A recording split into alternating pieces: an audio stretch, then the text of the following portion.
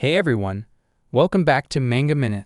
I'm thrilled to share my latest recap video with you. If you missed the previous one, no worries, just take a quick peek in the description below for the link. Now, let's dive right in and enjoy. Li Riang tossed the dice into the air, watching them tumble before they settled on the ground. As the numbers revealed themselves, he sighed in disbelief. His luck for the day was abysmal. It seemed as though fate had turned against him.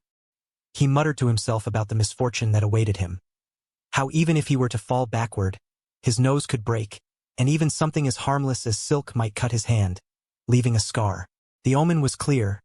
Today was not in his favor. Determined to ward off the bad luck, Li Riang picked up a small leaf, uttering a quiet prayer, Amitba, hoping that this simple gesture would carry away his misfortune. With a hopeful breath, he blew the leaf into the air, intending for it to take his bad luck with it. But as the leaf drifted upward, it circled back and gently landed in his hair. Seeing this, Li Riang's expression fell into a mix of frustration and resignation. It was as if even nature itself conspired against him. He lamented his situation, feeling as though every action, even something as simple as breathing, was leading him down a perilous path. Today, it seemed, was destined to be a day of treachery, no matter how small the step he took. At the Chanhajang manor, Yunho lay on his back, deep in thought, holding Peng Jiao's sliced golden earring in his hand.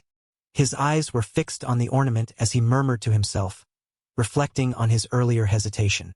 The weight of his actions troubled him. I should have cut his ear off, he thought, his mind tracing back to his days as a yokai, a time when mercy wasn't a consideration. Back then, he wouldn't have hesitated. Peng Jiao would have been split in two without a second thought. Yet now he had shown restraint, sparing his enemy with only a minor wound. I've become a human being, he mused, almost bewildered by his own compassion. As Yunho brooded over his actions, the family chamberlain happened to pass by, overhearing the murmur. His curiosity was piqued, but Yunho quickly dismissed the moment, telling the chamberlain it was nothing of importance. With a casual flick of his wrist, Yunho tossed the golden earring toward the chamberlain, who caught it in surprise. The chamberlain inspected the object, astonished by its ornate design, and questioned its origin. Yunho's response was calm, almost indifferent. The earring had belonged to none other than Peng Jiao, the leader of the Peng clan of Hebiok. Despite the gravity of the encounter, Yunho made light of the moment, instructing the chamberlain to add the valuable trinket to his mother's treatment bill, as if it were a mere token, insignificant to him. For Yunho, the golden ornament was just a symbol of a battle where he had chosen mercy over violence, a reminder of how much he had changed from the ruthless yokai he once was. Yunho strolled along the bustling city road, casually munching on a snack, when his attention was drawn to a commotion on the side. A curious crowd had gathered, and in the center of it stood Li Riang, a fortune-teller renowned for reading people's luck through dice. Yunho, intrigued, slowed his pace to observe. Li Riang's voice carried over the crowd as he read a man's fortune. From what I see, let alone making money, all the money you have will be robbed from you, he declared, his tone matter-of-fact, as if delivering undeniable truth. The man, skeptical but nervous, protested. He explained his situation. A brother he trusted had presented a business opportunity, and while the income seemed decent and low risk, he was still uneasy. The man had come to have his fortune read, hoping to alleviate his doubts before investing a large sum. Li Riang, however, questioned the man's motives. If he was so sure about the investment, why had he come to have his fortune told in the first place? The question hung in the air, causing the man to hesitate. When the conversation shifted to the purchase of an amulet for protection, Li Riang casually announced the price, 100 niang. The man was shocked, exclaiming that others had bought similar amulets for only 5 or 10 niang. The sudden spike in price enraged him, and he accused Li Riang of being a scammer, a fake guru peddling false amulets. Yet Li Riang paid no attention to the man's angry outburst. His senses suddenly sharpened, his expression shifting as he caught a familiar yet horrible scent in the air.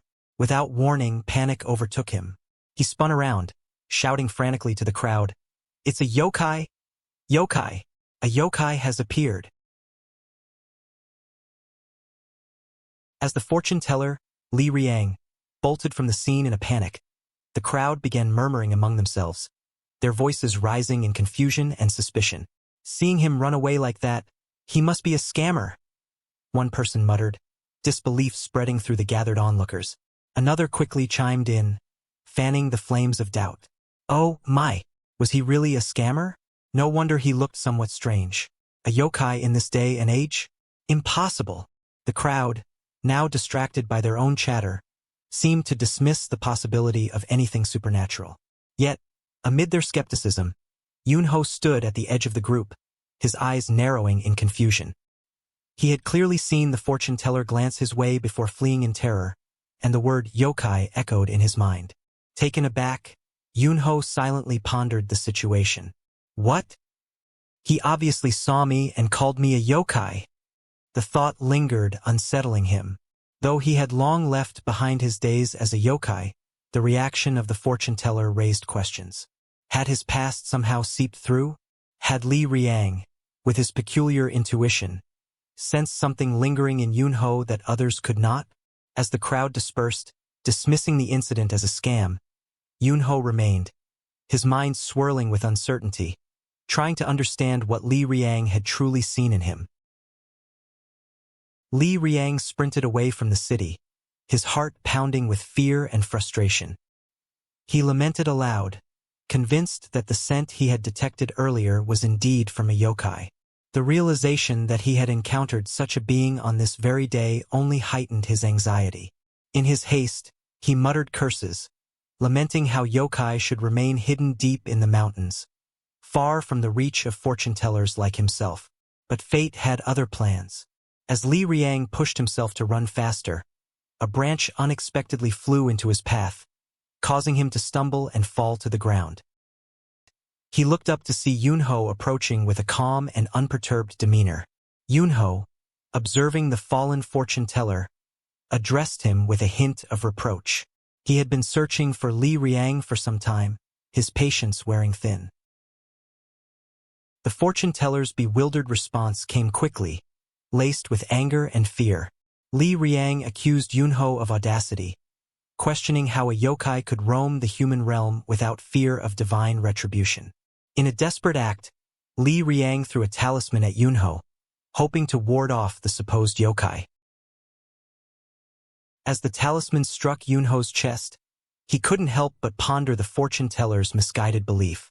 The talisman seemed to have no effect, and Yunho's calm response only further unnerved Li Riang.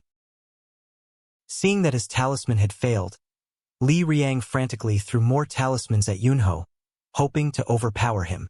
Yunho brushed the talismans off with ease, dismissing their effectiveness.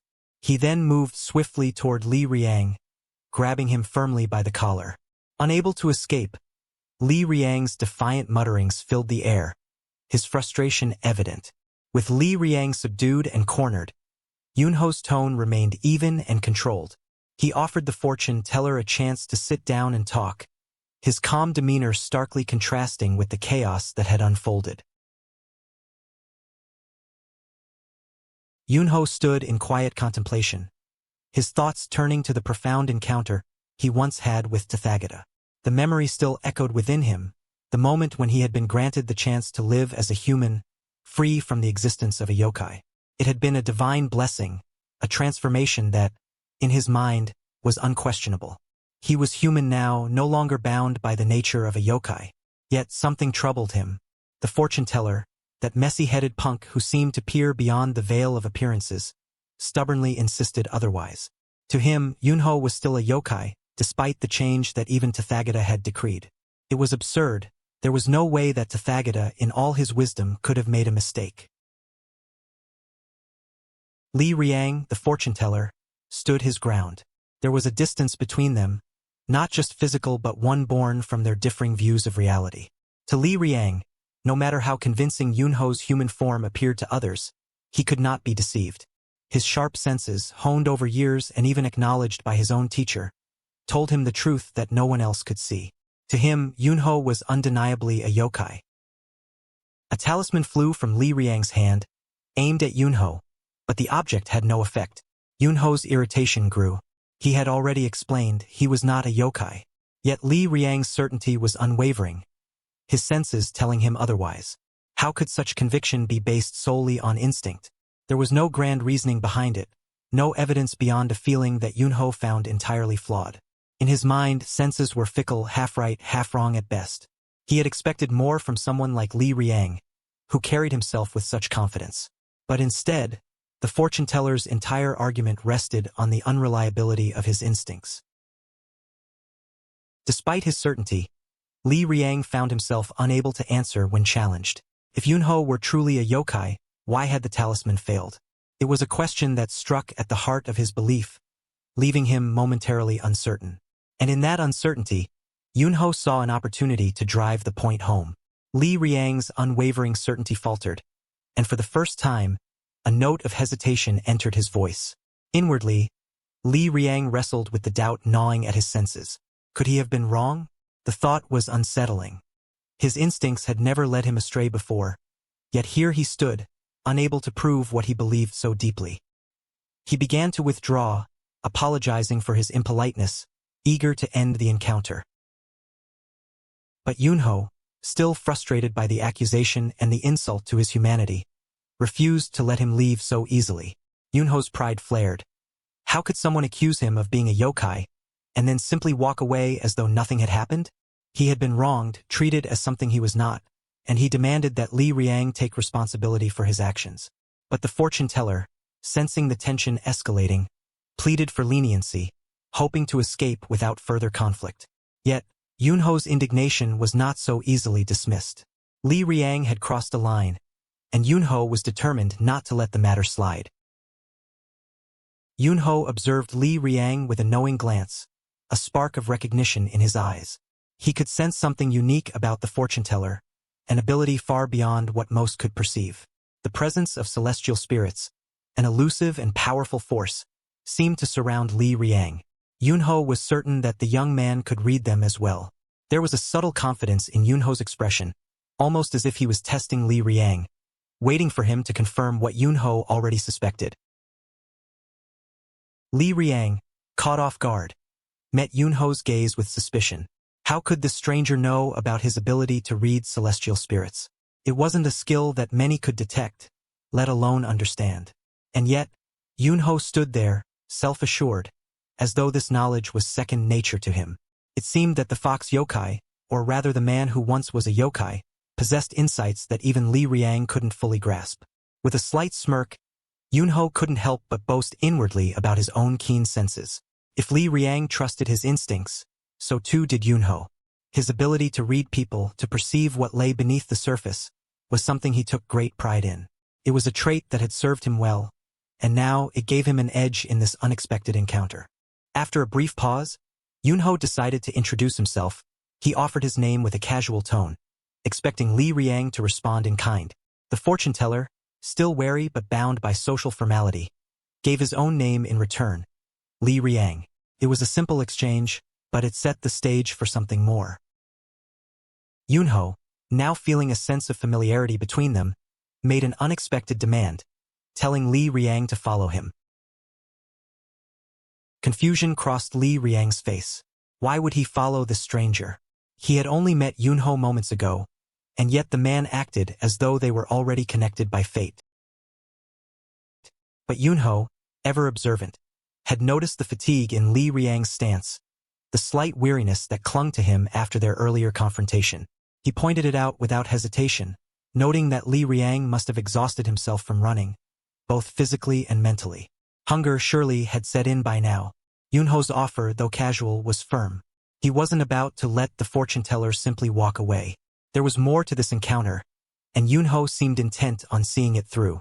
And so, with a gesture that invited no refusal, he beckoned Li Riang to follow him, knowing full well that their paths had crossed for a reason. Li Riang stood before the imposing gate of Chanh, his eyes narrowing in confusion as he took in the grand structure. This was not the kind of place he had expected when Yunho had mentioned food. His mind raced with questions. Why had they come here, of all places? If Yunho intended to feed him, surely a restaurant or an inn would have been more appropriate. But here they were, standing before the gate of a seemingly important residence, and Li Riang couldn't shake the uneasy feeling that things were more complicated than they seemed. As they approached the entrance, a man greeted them, recognizing Yunho immediately. His tone held a mix of respect and familiarity, acknowledging Yunho's return as though it was expected. The title Young Lord hung in the air, a clear indication of Yunho's status in this place. Li Riang's confusion deepened. It was becoming more apparent that the man he had initially perceived as a simple wanderer was anything but. Yunho, unbothered by Li Riang's hesitation, continued forward with ease, expecting the fortune-teller to follow without question. There was a command in his movements, a natural authority that seemed to extend not just over his surroundings but over those in his company as well. He glanced back at Li Riang, almost impatient, urging him to keep up. The subordinate at the gate took note of Li Riang and immediately inquired about him. His curiosity was understandable. Li Riang looked out of place, an unknown figure in unfamiliar territory.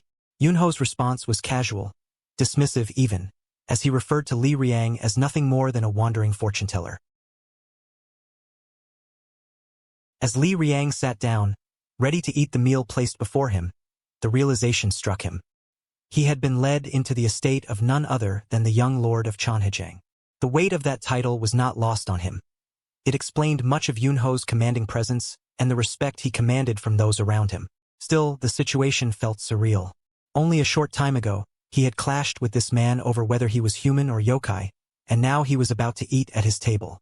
Yunho, watching Li Riang with a hint of amusement, couldn't resist a touch of sarcasm in his remarks. His earlier frustration at being mistaken for a yokai still lingered in the air, and he seemed keen to see how Li Riang would react to being served food in such an unusual setting. There was an underlying challenge in his words, as if testing whether Li Riang's certainty about him had softened. Li Riang, however, met Yunho's sarcasm with a light-heartedness of his own. His teasing tone indicated that, despite everything, he wasn't going to let the earlier tension spoil the moment. They had danced around the question of Yunho's true nature, but here, in the warmth of Chanhajang's dining hall, it seemed less important. Whatever Yunho was, he had extended hospitality, and for now, Li Riang was content to enjoy it.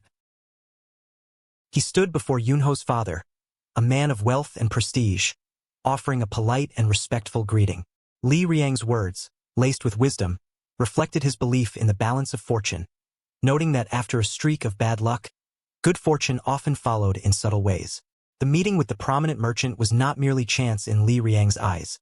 He attributed it to the guiding hand of the celestial spirit, a sign that his journey had brought him to the right place at the right time. Introducing himself, Li Riang spoke of his travels, revealing that his wandering was not aimless but driven by a deeper purpose, a quest for understanding and meaning in the paths he chose. Ha Jinyu, Yunho's father, returned the greeting with the practiced formality of a man accustomed to such encounters. Though polite, his attention soon shifted to his son. There was an unspoken gravity in his gaze as he called Yunho aside, something unsaid passing between father and son. The moment, though brief, carried the weight of familial duty and expectation, hinting at a conversation that required privacy. Ha Jinyu, while somewhat concerned, did not press the matter further. He seemed relieved that the situation hadn't escalated. As long as nothing major came of it, his demeanor suggested, it was fine. Their family's reputation, especially given Yunho's status, was something to be mindful of, but it appeared Ha Jinyu was willing to let the matter rest. Meanwhile, Li Riang, though ostensibly busy with his meal, couldn't help but listen in on the father-son exchange. The mention of the chief elder caught his attention. Could it be that this chief elder belonged to the martial arts alliance? Li Riang mused silently, piecing together the threads of conversation with growing curiosity. However, Ha Jinyu had a different purpose for this meeting. Shifting topics abruptly, he informed Yunho of an escort mission to the shaman faction. Yunho, taken aback by the sudden request, struggled to hide his surprise. Escort missions were not unusual for someone of his station, but this one seemed different. The shaman faction, in particular, made him uneasy. Why was his father requesting him specifically when there were many capable hands available? Jinyu brushed off his son's hesitance, insisting that it would be a valuable social experience. It was clear that this wasn't a suggestion but an order. Yunho's objections, valid though they were, fell on deaf ears. Though he disliked the idea of venturing into the shaman faction's territory, especially under such abrupt circumstances, he had little choice but to comply. His father's authority overruled his concerns, and though reluctant, Yunho knew there was no escaping this task. The weight of familial duty once again pressed on him, and with a resigned sigh, Yunho accepted that he would be accompanying his father on this journey, whether he wanted to or not. As Yunho and his father discussed the escort mission, Li Riang's ears perked up at the mention of the shaman faction. Excitement flashed across his face, his thoughts racing. The shaman faction. Just hearing those words ignited a thrill within him. Unable to contain his enthusiasm, he stepped forward, his eagerness palpable. Yunho, noticing Li Riang's sudden burst of energy, turned toward him with a furrowed brow, irritation flashing in his eyes. The fortune-teller's unrestrained excitement clashed with his own reluctance, and the contrast only made Yunho more irritable. Li Riang, realizing he had drawn Yunho's attention, trembled slightly under the weight of that sharp gaze, though his smile never wavered. Despite the fear that flickered momentarily, the excitement remained, his wide grin betraying his intentions. Though Yunho was caught off guard by the suggestion, Li Riang had already made up his mind. Without hesitation, he declared his intent to join the escort mission. For Yunho, this was an unexpected turn of events.